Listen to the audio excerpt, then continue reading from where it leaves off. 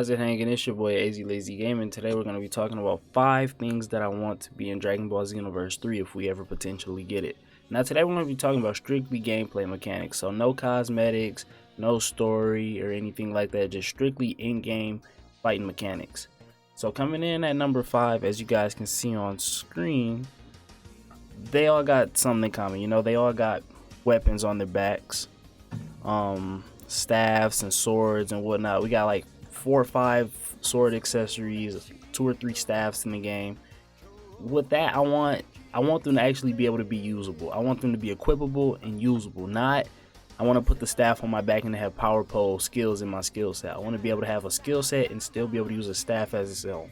I want to be able to level it up, maybe train with somebody who uses the staff and still be able to play with it and equip it if I want to, or unequip it and go back to using my hands or using a sword or something like that. I feel like that'll make the game really fun and make it a little bit more versatile when it comes to fight styles in the game. Coming in at number 4, as you guys can see on screen, it says normal right now. I want to be able to change through skill sets as you transform. So let's say I equip Super Saiyan 1 through whatever.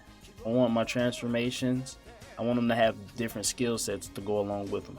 Normal, you see, he has this skill set, and then Super Saiyan, he has this skill set, and I feel like that was really cool, and it gave the game a little bit more creativity. Coming in at number 3, I have a topic that might be a hot take, but Super Saiyan God versus Super Saiyan 4. With that being said, I want it to be like when you're creating a Saiyan, I want there to be an option somewhere in the character creation at the beginning that says tail or no tail. If you decide to go the no tail route, you'll be able to go Kaioken, Super Saiyan 1 through 3, and then learn the God transformations. Or to incorporate GT, we could do, you keep your tail, but you can go Uzaru instead of Kaioken, then you get Super Saiyan 1 through 3 as well, and then instead of going God, you get Super Saiyan 4. I feel like this is a way for characters to, like I said, be able to have that freedom to do what they want with their character. Now this might be a lot to ask for, and it might be an extra stretch that we might not ever get, but it'll be awesome if we ever got to see it happen. Alrighty, coming in at number 2, we're jumping back to Dragon Ball Z Ultimate Tenkaichi. Like I said, the game had a lot of free range when it came to creativity. Over here on the right, we have a collected rate, and you see the Dragon Ball Z characters' names and a type on the side. What that is you'd be able to use the same combo strings that they used in the game. So I could train with Vegeta, level his friendship bar up, and finish all the sparring with him, and we'd be able to get his fighting type. And as you can see, he has Vegito's equipped. So I feel like in Xenoverse 2, what we could do is you see how this completion rate isn't filled up all the way, but Piccolo's is. Once you max this out here, and maybe this one right here on the side as well, I feel like then you'd be able to unlock Piccolo's combo strings in Xenoverse 2.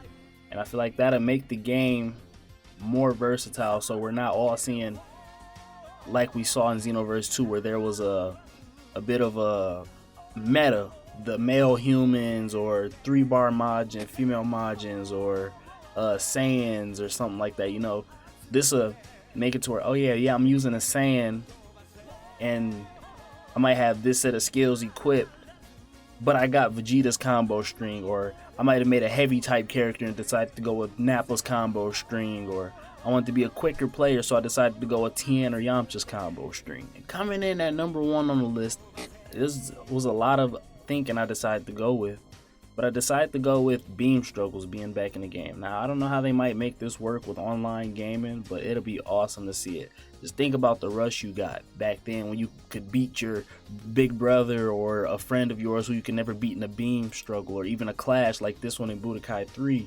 You know, you're just spinning the sticks. It might not be good for controllers nowadays, but it was super duper cool to see happen back in the days, and it made you feel really good and like you were really in the game when you could get one off. Alrighty, you guys, now we're at the end of the vid. That's my 5 things that I would like to see in Dragon Ball Xenoverse 3 as far as gameplay mechanics go. If you have anything you'd like to see in Dragon Ball Xenoverse 3, let me know down in the comment section below. If you like this video, share it with a friend. If you like it as well, remember to leave a like. If you want to see some more content like this in the future, hit the subscribe button. It's right there. I love you guys, and I'll see y'all in the next vid. Peace.